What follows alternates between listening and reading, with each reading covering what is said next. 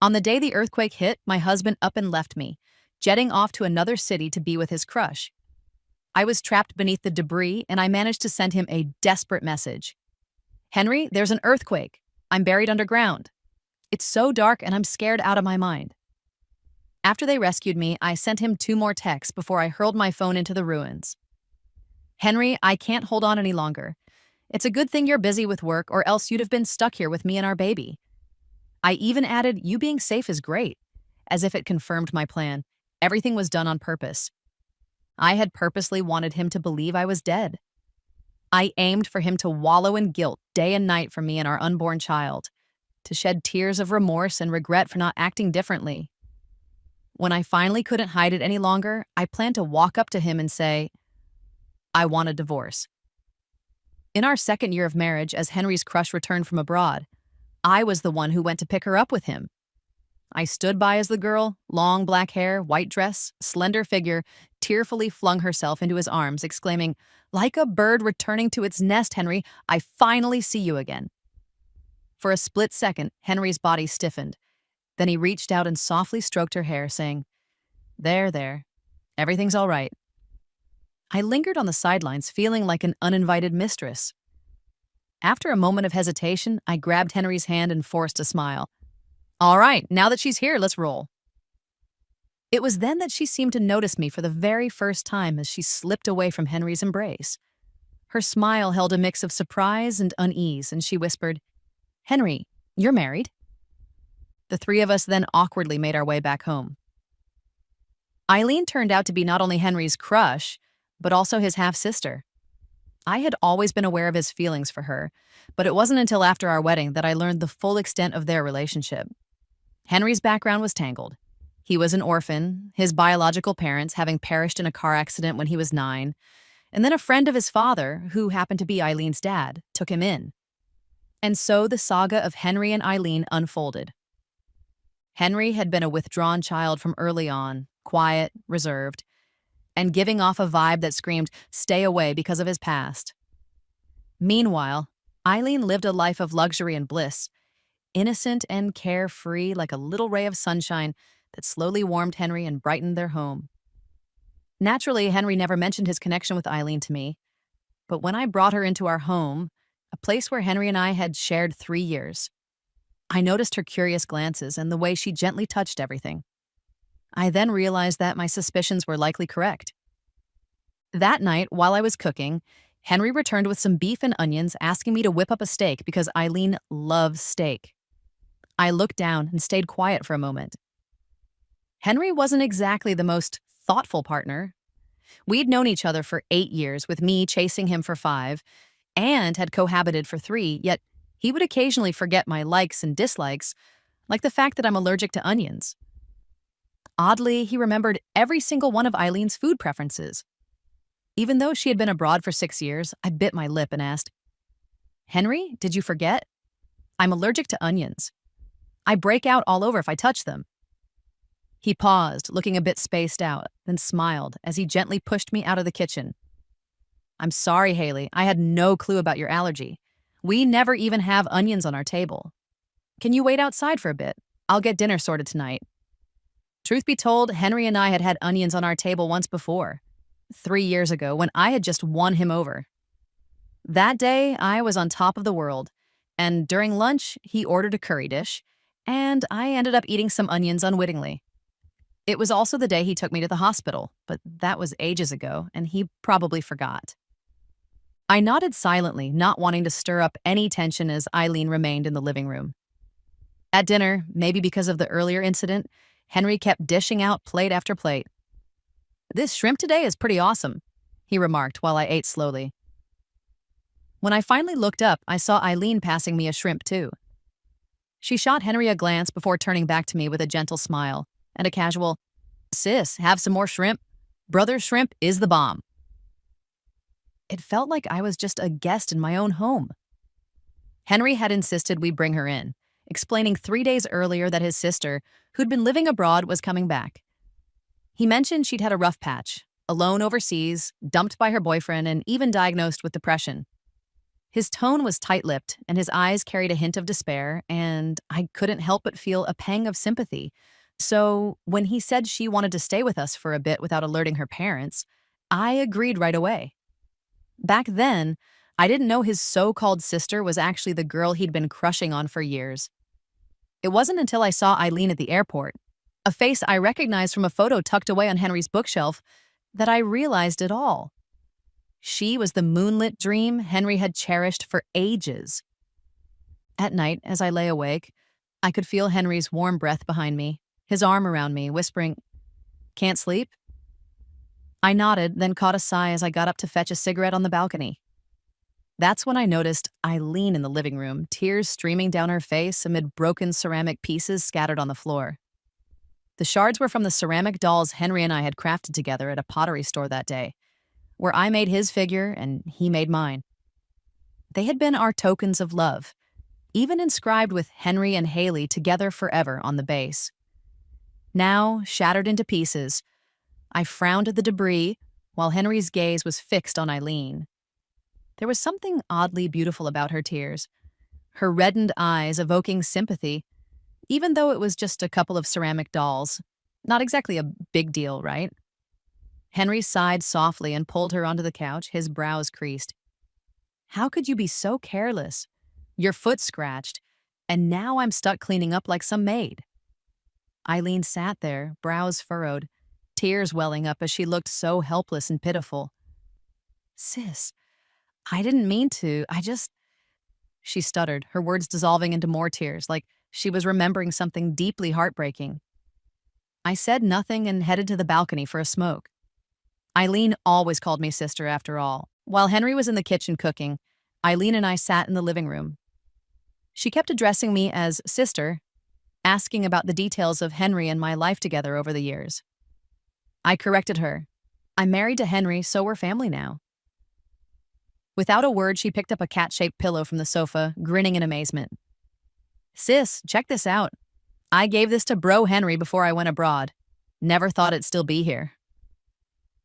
Instantly, my brows knitted together and my stomach churned.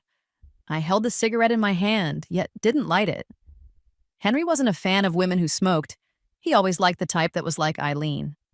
Black hair, white dress, clean and delicate. Maybe I'd been on the balcony too long because soon Henry approached, snatching the cigarette from me. "Don't smoke.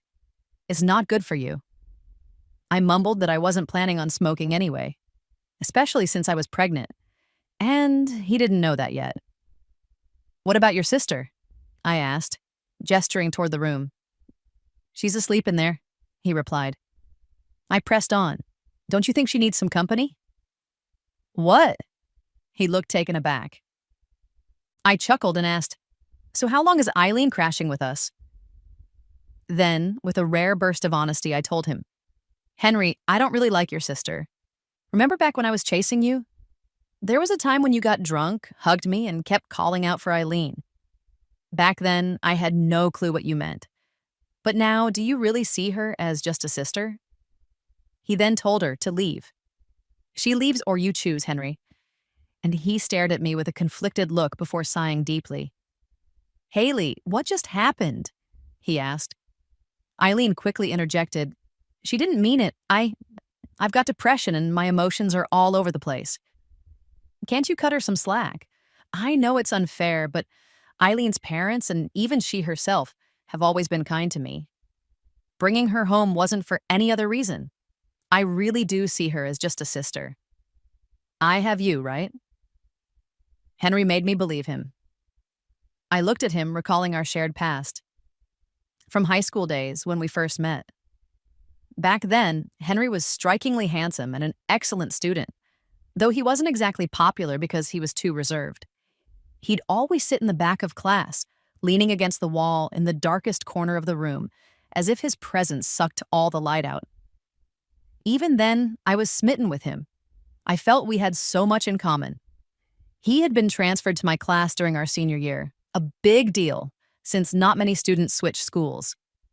That year, I never saw his parents, and truthfully, I rarely saw mine either, since my parents had divorced when I was little and both had moved on, leaving me feeling like the extra person. I figured Henry's situation must be similar, maybe even worse. My own father, although neglectful, wasn't stingy with money, but Henry, burdened with school and a part-time job at a milk tea shop during senior year, broke my heart. I also knew deep down that Henry was gentle, even though he came off as aloof. I remembered a time when I had a fight with my dad and was crying alone in the school library garden. Henry passed by without a word, silently leaving a pack of tissues by my side.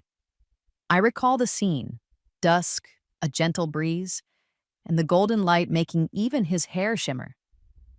That was when I first fell for him.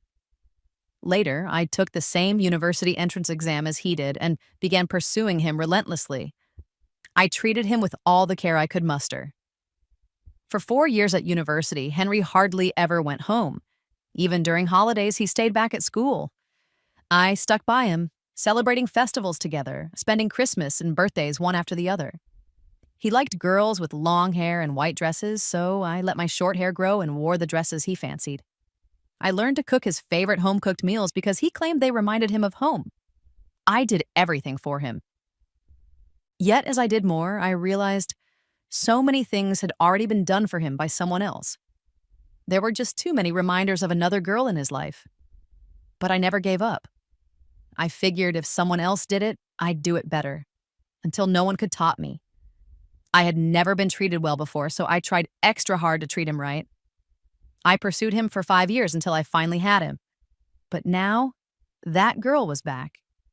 Even if you promise me you only see her as a sister, what about Eileen? Are you sure there aren't any other feelings there? After a long silence, he finally said, "No, it's over." Henry assured me that he only saw Eileen as a younger sister, even mentioning that he'd shown her some apartments, and that once she felt better and he found the right place, she'd be moved out. I couldn't bear to let him go. Not after 8 years together, and for the sake of the baby I carried. I subconsciously placed my hand on my belly, then quickly pulled it back. "Henry, those are your words. Don't lie to me. If you mess with me, you'll regret it. Seriously." The day Eileen moved, the sky was cloudy. Henry and I accompanied her to her new place. She had a ton of stuff, and packing up took nearly 4 hours. By the time we returned, it was raining cats and dogs. As soon as we got home, Henry got a phone call from her. I couldn't make out what was said on the other end, but I watched Henry hesitate before answering. He hung up, paced around her old room, then grabbed an umbrella and dashed out. Apparently, she had forgotten something important, so I offered to take it to her. "It's pouring out there. Should we go now?" I asked. Her lost items were apparently urgent, so I nodded. I even suggested that I tag along. Henry looked at me, smiled, pulled me into a hug, and kissed my cheek. "Don't worry, I'll be back as soon as I drop these off." Even though I wanted to accompany him, I didn't push the issue. After all, I was pregnant, and I couldn't be so stubborn. I settled on the couch for a long time, poured myself a glass of warm water, and waited for him. Eventually, I received a text. "Haley, it's super rainy now. I'll chill here until it calms down, and when I'm back, I'll bring that cake you love the most." I stared at that message for a while, then replied, "Okay then." I stood up and glanced through the small gap in Eileen's door. Her place wasn't fully locked, and I could see the warm light inside, but I didn't have the guts to push it open. The hallway was dim, and I could hear soft sobbing from within.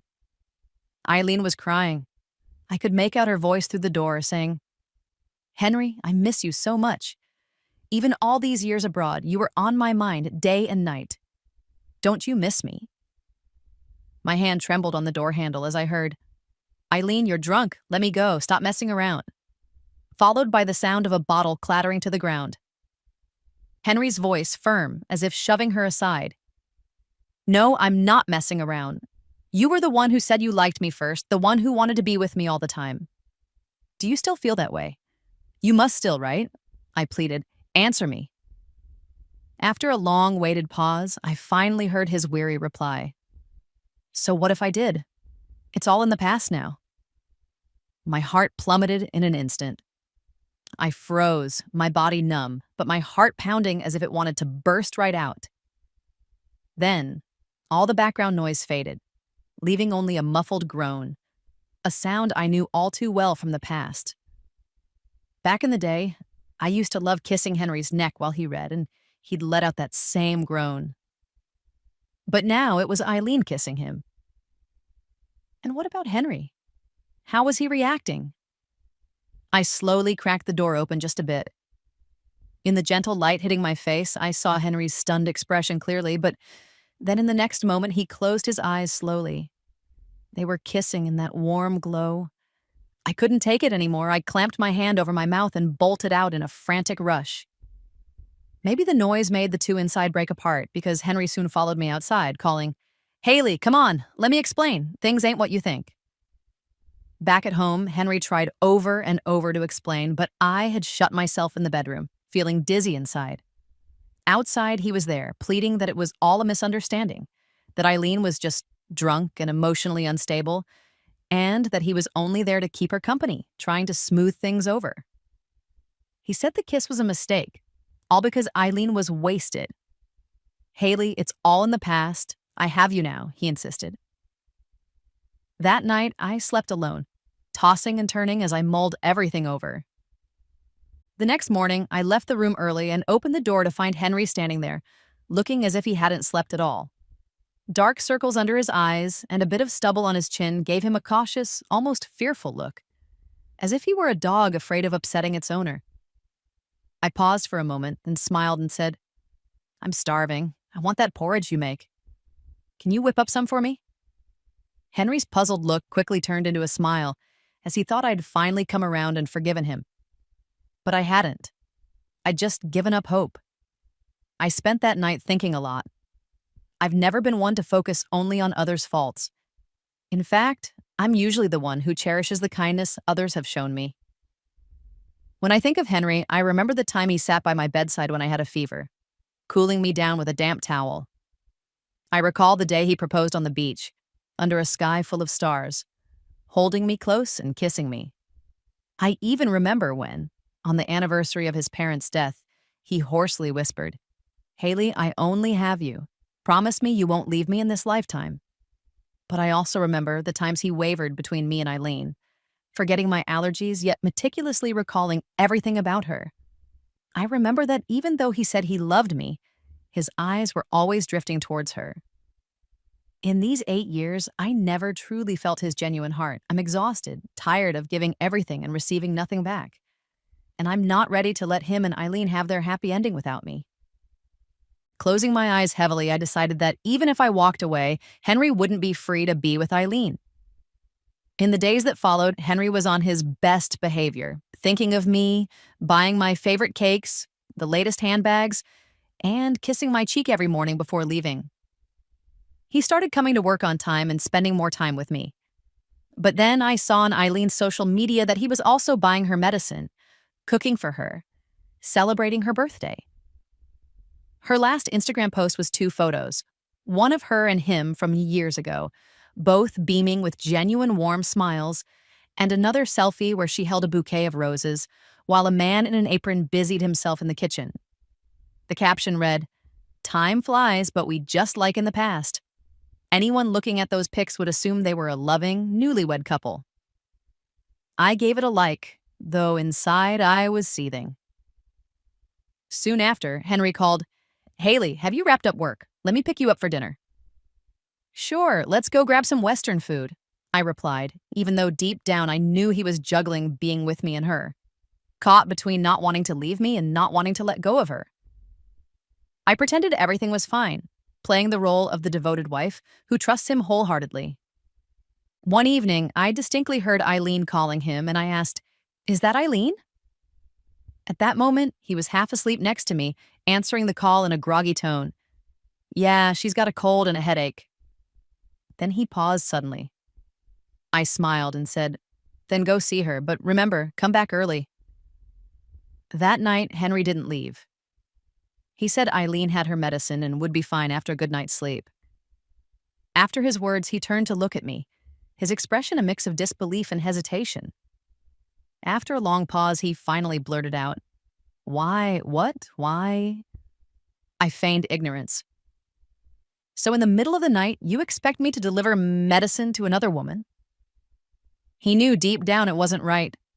I softly said, After all, she's your sister, isn't she? Finally, Henry sighed and said, I've thought it over. I should trust you. People gotta look forward, right? Let the past be the past. That night, we had a long heart-to-heart conversation. I've never been one to act overly emotional. I always tried to be strong. But that night, I mimicked Eileen's vulnerability, intentionally amping up my pain to seem fragile. And then I told him, Henry, I only have you. If I can't even trust you, who can I trust? You promised you'd be there for me for a lifetime. You won't let me down, will you? I knew his stubborn nature. He'd end up feeling guilty. 'Cause a man's guilt is always more real than love. But that wasn't enough. Slowly, I placed my hand on my abdomen, a twisted mix of satisfaction and pain welling up inside. I'd longed so much for this child. Both Henry and I had always dreamed of having our own, maybe because of our broken families. Not long after we married, there was a mix-up with a pregnancy test. When I told him I was pregnant, I'll never forget the way he reacted. Stunned, dazed for a moment, then coming to his senses with eyes shining. He wasn't one to show emotions openly, but that moment he couldn't hold back his smile. He scooped me up quickly, then carefully set me down, his face a portrait of regret and worry, clearly afraid that his actions might harm me or our baby. This whole saga is a mess of hurt, regret, and twisted love that just keeps piling on, even when you try to hold on. When I discovered I was truly pregnant, a surge of excitement mixed with eagerness to share the news with him overwhelmed me. Yet that very night, when I caught his distracted, absent-minded look, I inexplicably held back my words. Now, as I gently caress my belly, one thought keeps echoing. What if Henry finds out about the baby? And if he realizes that he's somehow responsible for the baby's demise, or even worse, that the loss is linked to him and Eileen, what would he do? I must have been losing my mind, feeling like one of those ruthless TV villains who use a child as a bargaining chip. Still, I couldn't help myself. He adored children and had longed for a baby with me for so long that we'd even chosen a name. If that were the case, surely he couldn't continue with Eileen without being overwhelmed by guilt, right? In just 10 days, it would be our second anniversary. To celebrate, Henry whisked me away on a trip, but I can't explain why. Right when we arrived, I suddenly felt unwell, even though this baby had always been so peaceful in my womb and I had never experienced any discomfort since getting pregnant. That night, I lay in bed with my eyes closed, unable to sleep, while Henry slept soundly beside me. The deep silence of the night magnified every little sound until I heard the incessant buzzing of a cell phone. It was Eileen calling again. Henry answered with a few words before abruptly hanging up, yet the phone kept buzzing. From the other end, I could hear Eileen's desperate cries. Henry, can you come see me? I feel so lousy. I think I'm gonna die. Nobody loves me. You don't want me, do you? I'm on the rooftop right now. The wind's fierce and the sky is pitch dark. Will you come to see me? After a while, Henry ran a hand over his forehead and let out a soft sigh. I stayed on the bed, pretending to sleep, until he gently nudged me awake with a kiss on my cheek. Haley, there's some trouble at work. I gotta head back for a bit. I'll be back by tomorrow morning, he said. Normally, I would have nodded obediently, playing the kind, accommodating role I'd adopted these days, trusting every word he said without question. But for some reason, my heart was pounding so hard that I feigned having had a nightmare, clinging to his waist and even shedding a few tears. Henry, please don't leave. I just had a bad dream. Don't leave me alone here. Yet, he still left, patting my head and urging me to be good and wait for him. Little did I know that he wouldn't be coming back. At 2 a.m., an earthquake struck. Our house collapsed, and I was buried under the rubble. What is it really like to be trapped beneath so much debris? It was pitch black, endless darkness with scarcely any air or space, just infinite blackness that magnified every flaw and weakness inside me. I thought I had completely given up on Henry, utterly disillusioned by him. I believed I was strong, but as I lay immobilized beneath the wreckage, I realized just how fragile I was. In that oppressive darkness, I managed to text Henry, Henry, there's been an earthquake. I'm trapped underground. It's so dark and I'm terrified. Am I gonna die? I don't want to die. Over the next 4 hours, my messages evolved from raw fear to numbness and eventually to bitter anger. My friends sent comforting texts, but Henry never replied. I couldn't shake the thought. While I was buried, what was he doing? Was he at Eileen's place, maybe even in her bed, whispering sweet nothings? The mere idea made me tremble uncontrollably. I remained entombed in the rubble for 10 excruciating hours before I was rescued. Then, a wild idea struck me. Shaking, I sent him 2 final texts and hurled my phone into the debris. Henry, I can't hold on anymore. Lucky you have work to keep you busy, or else you'd have been doomed here with me and our child. You're really lucky to be safe. I did it on purpose. I wanted him to believe I had perished in that mess. I wanted him to be haunted by guilt and regret. To remember that it was his suggestion that brought me here and his decision to leave me alone for Eileen, condemning me and our baby to die in a foreign land. Even on the brink of death, my heart and mind were consumed by thoughts of him. I wanted him tormented by memories and sleepless nights filled with guilt. By the time Henry finally received those messages, broad daylight had broken. The previous night, when he encountered Eileen on the rooftop, her silhouette nearly toppled by the fierce wind, she turned, looked at him, and offered a faint smile. Henry, you're back. Deep down, I knew he still kept me in his heart. Yet, seeing that scene, he felt a hint of weariness, though mostly it was pure heartache. That very night, Eileen clung to him, endlessly recounting her grievances. In that moment, he couldn't untangle his own feelings. Did he still love Eileen? It appeared not nearly as much, for he knew his heart belonged to Haley. 8 years together had made Haley not just a lover, but family. Although Eileen was the one who had initially pursued him, the one who first fell for him, over time he'd grown unable to leave Haley. As for Eileen, his feelings were reduced to mere reluctance and pity. She was his youthful flame, someone he never truly could embrace.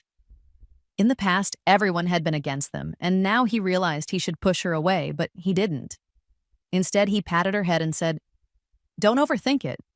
Did you take your meds today? Any discomfort? I'll get you to a doctor." He convinced himself it was all okay. He was just taking care of a patient, his own sister in a way. Meanwhile, Haley remained blissfully unaware.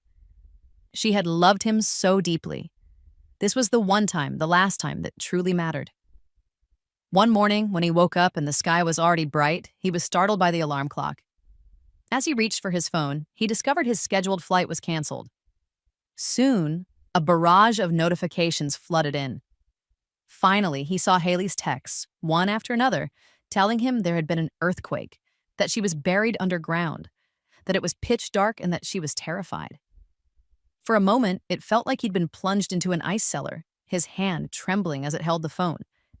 He kept telling himself, "No way, this can't be real." But the overwhelming flood of alerts made it undeniable. In a frantic panic, he called Haley, but she didn't answer. He texted her again, yet silence persisted. Fear gripped him like a raging hurricane, and his face turned deathly pale. Then Eileen approached him and asked, "Henry, what's wrong?" As she looked at him, as composed as ever, a stark memory flashed back. The night before at 2 a.m., when Haley was trapped under the rubble. What was he doing? His expression darkened further. He quickly grabbed his coat from the sofa and dashed out. "Henry, where are you going?"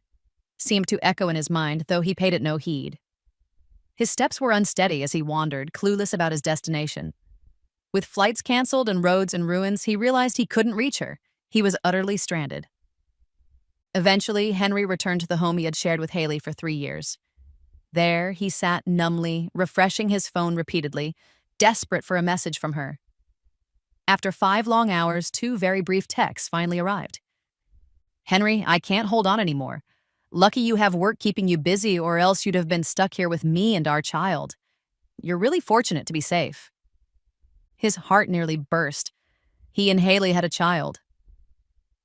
Suddenly, memories of a few days ago rushed back, when Haley had brought home a package full of baby clothes and toys.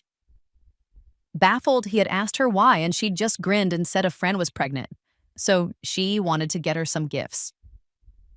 Then, as he held her close, he had eagerly asked, "Haley, when are we going to have our own child?" She had blushed and smiled shyly before looking him in the eye, and seriously asking, "Henry, if we have our own baby someday, will you be a good husband and father?" "Of course I will. I promise to take care of you, do better than anyone else, and never let you down," he had replied. In that instant, a flood of memories came crashing over him. In a frantic search through our home, he discovered that every corner was filled with traces of Haley. On the fridge was a weekly meal plan, beautifully penned on a small chalkboard. In the closet, every piece of clothing was meticulously arranged. Even on his desk lay little cards with notes like, "It's been an hour of work, time for a break. Remember to drink water." How had he never noticed these details before? Why had he always taken them for granted? After searching for what felt like ages, he finally found in a drawer not only the baby clothes and toys, but also an old, thick sketchbook. He knew Haley loved to draw, yet he had no idea that she'd been secretly sketching portraits of him, capturing everything from their first meeting in high school, through the blossoming of their relationship, to falling in love and finally getting married. Every significant moment was recorded with her brush. The earliest drawing, weathered by time, showed him reading a book in a high school classroom with the caption, "The person I fell in love with at first sight." The second drawing depicted the beginning of their acquaintance, him discreetly handing a tissue packet to a tearful girl in a garden, with the note, "He really is a very gentle person." The third drawing left him momentarily puzzled, for he couldn't recall when he had looked that way. Only after reading the accompanying note did he realize it was from their first Chinese New Year celebration together. "It turns out someone like me has no home to return to. I really feel so sorry for him. From now on, I'll spend every Christmas with him. Even if he seems like he doesn't need my company, having someone by your side is always kind of better, right?" As he continued flipping through the sketchbook, he eventually came upon a portrait of the two of them together. Instead of human figures, it featured two exquisitely crafted ceramic dolls. Beside the drawing, she had written, "Our token of love. Even though you never admitted you liked me, we made ceramic dolls for each other, and you always smiled when you saw them. That counts as a kind of mutual understanding, right? I'll treasure these dolls. When we marry, have kids, and grow old, I'll pull them out, show them to our grandchildren, and tell them the story of their grandparents." Reading that, he drew a sharp breath and instinctively rushed to the living room in search of the ceramic dolls. But as he reached the display cabinet, the crushing realization hit him. The pair had already been shattered. His outstretched hand grasped at emptiness, and he eventually collapsed to the floor, sobbing uncontrollably. After the earthquake, that place remained closed for a full 7 days. During that time, Henry took numerous actions, sending countless messages, making endless phone calls, even reporting her missing to the police. He tried to reach everyone connected to her, but no one had any information. He even visited her parents, but they were just as clueless about what had happened. He simply couldn't accept that his Haley was gone. Every night, he locked himself away in his room, too terrified to step outside, as every nook of the house was steeped in memories of her. There were so many shared moments between them. She had loved him so deeply, and he had loved her too. But how had it all gone so wrong? By the 6th night, even the flowers by the bedside, left neglected, had begun to wither, and he too felt withered. He spent hours lying in bed, thumbing through the photo album she left behind and the messages she'd sent while trapped underground. He wondered what emotions had flooded her while she was buried. She had loved him with a fierce, burning intensity. And yet, he had betrayed her, leaving her to face that darkness all alone. Being trapped in such isolation, she must have felt utterly hopeless and scared, right? And yet she somehow managed to say, "It's so good that you're okay." Shutting his eyes tightly, he let his hand creep up to his neck as he pondered what it must have felt like down there. So dark, gloomy, with barely any light or air. What would it be like not being able to breathe? Gradually, his grip tightened, as if mimicking that suffocating sensation. He opened his mouth in a futile gasp, like a fish gasping for air, but his hand did not relent. Then, in the next moment, he eased his grip. He couldn't die. He had to go find her. Even in death, they should be together in the same place. The next time I saw Henry was on the 7th day after the earthquake. That day, the roads had finally been cleared and flights resumed. I had hidden in a tent, watching him from afar as he clutched my photo, searching for me everywhere. He had already asked the person in charge, but there was no sign of me. How could there be? I simply didn't want him to find me. After my rescue, I even lied, claiming I had lost my phone and ID. When they gathered information, I gave a friend's details instead. I wasn't sure how long I could hide from him, but for now, I'd do it as long as necessary. I stole one final glance at his frantic figure before slowly climbing into my friend's car. He looked utterly worn out, with stubble and unkempt hair. But honestly, he deserved it all. I stayed hidden at my friend Lucy's place for a week before finally stepping out. I went to the hospital for an abortion. When Henry eventually found me, I had already undergone the procedure and was lying on a hospital bed. His eyes reddened as he looked at me. Without saying a word, I pulled out the divorce agreement I'd prepared and said, "Let's get a divorce." Henry refused to sign. I then asked him, "Henry, what were you doing on the night of the earthquake at 2:30 a.m. when I was trapped under the rubble? I know everything. Sign it. You don't deserve my true feelings at all." For a moment, he was stunned, his face as pale as paper, yet he still wouldn't sign. Perhaps he realized that the love between us had withered away and that there was no baby anymore. This flimsy piece of paper, the marriage certificate with our two names, was all that connected us now. He forced a weak smile, though his body trembled. Then Henry pleaded, "Haley, let's go home. You've just had the operation. Let me take care of you." But Lucy, my friend who had picked me up after the earthquake and at whose house I'd been staying, pushed him away. "Do you have any shame at all?" she shouted. "Haley made it crystal clear. Don't you know what you've done? How dare you even mention taking care of her when I'm the one who will take good care of Haley?" He begged again. "Haley, I know I was wrong. I'll change. Will you forgive me?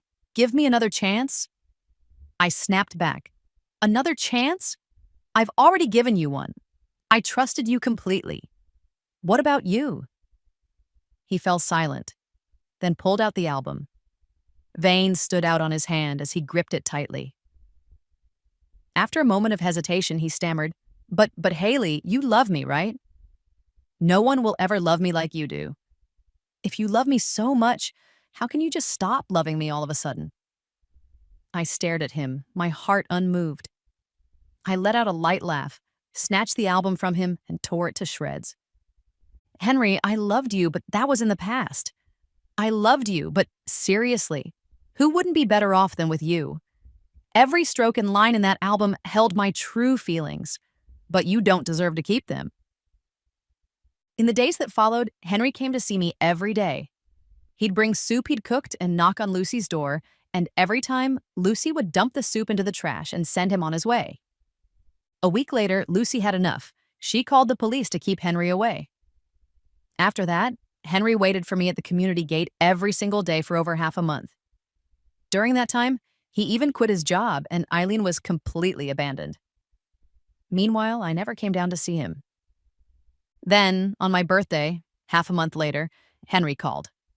He had bought a birthday cake for me and was hoping I'd come see him. Over the phone, he promised he'd wait until I came over, but I said nothing and just hung up. I still didn't go to see him. That night, as rain poured down, I eventually went to sleep. Early the next morning, I received a call from Eileen. She told me that Henry had a high fever and was lying in the hospital, begging for me to come see him. I still said nothing and hung up, but later I headed to the hospital. The strong smell of disinfectant hit me as Henry saw me, his eyes lighting up immediately. I looked at him and then at the equally haggard Eileen beside him, and I slapped them both without hesitation. "What the heck are you doing?" I demanded. Eileen tried to speak, attempting to push me, but I shoved her to the ground and slapped her again, splashing water from a nearby table onto her face. I fixed her with a steady, deliberate gaze, saying slowly, "Shouldn't you be hit? You ought to be grateful that I'm not arguing with you right now, or I'd have exposed all your dirty secrets ages ago. Don't you have any shame? Can't you live without your Henry? Now that he doesn't want you, why haven't you just died yet? Or is that diagnosis report a total sham? My words struck her hard. She turned pale, too shocked to reply. I was too damn tired to even look at her again. All the while, Henry just watched silently, completely ignoring that I had just slapped Eileen. He didn't say a word, and when I glanced at him, he gently tugged on my sleeve, his red eyes filled with a hopeful plea. Haley. I pulled my sleeve away, frowned silently, and then said slowly, Henry, you really disgust me. He stammered, I just feel guilty. I want to make it up to you. I laughed out loud and tossed the divorce agreement at him again. Make it up to me. You're just wallowing in self-pity. I've already said it, in this life or the next. I never want to see you again, understand?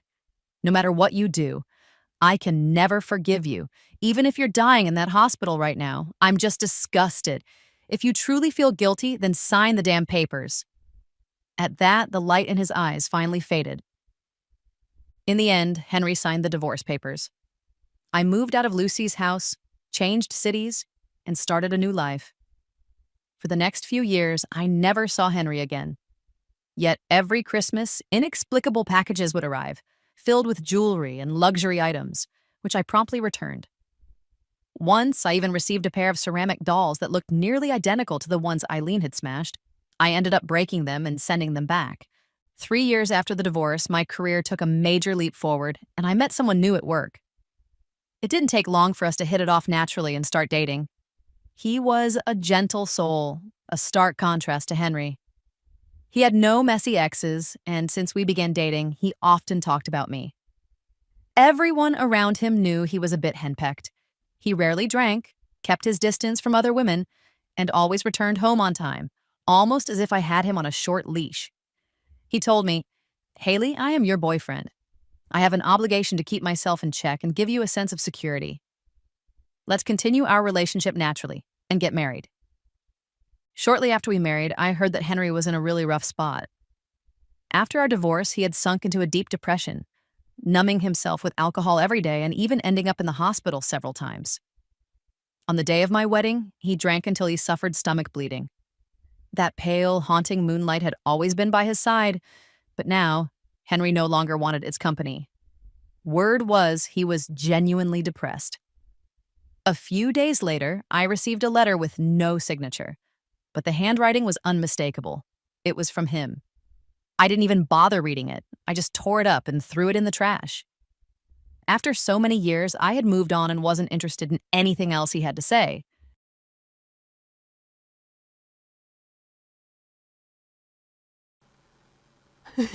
Hello, and thank you for activating the M808V main battle tank. You may call me Sheila. Firing main cannon. What is this from, Matt? It's really calming to look. I love that. Thank you, OB. Ooh, scary Mida. Red versus blue. Aww. Hello, and thank you for activating the M808V main battle tank. You may call me Sheila. Firing main cannon. Well, I guess Sheila, it's probably an Australian, isn't it? Working on a crochet wire fairy sculpture. Do you have a pic for us? Do you have anything to show us? How are Dino's friends? How you doing? How's your week? Slaz! Hello. From the season 1 from the Rooster Teeth people. They made this in like 2003 with Halo. Oh! Holy throwback. Okay. Beyond knows it. My dad! Hi! Welcome in. Slaz, you know what? I'm doing well. It's been a rough time, but today I'm doing better. Okay, no worries. Well, feel free to drop your socials or anything like that. Hello, and thank you for activating the M808V main battle tank. My dad! Am I saying that right? Thank you for the follow. Or is it like an Irish name that the DH comes together to make like a V or something, or a B? Who knows? I love Joshua Tree's triple. They're so alien and cool. It is Irish. I had a feeling. I have two sisters with Irish names. Madhu? That's pretty. I survived yesterday. Now I've reached a new age. What? Why? Congratulations. I keep tuning out and occasionally getting yanked back to reality by commercial voice. You know I can't help myself. I have to do commercial voice. It's just deep in my bones. Oh, yeah. It means dog. Cute. You're 1 year old. Happy birthday, Slaz. Oh, Dino. Yes, yes, please. That you. What the heck? What just happened? Okay, we're okay. It just froze.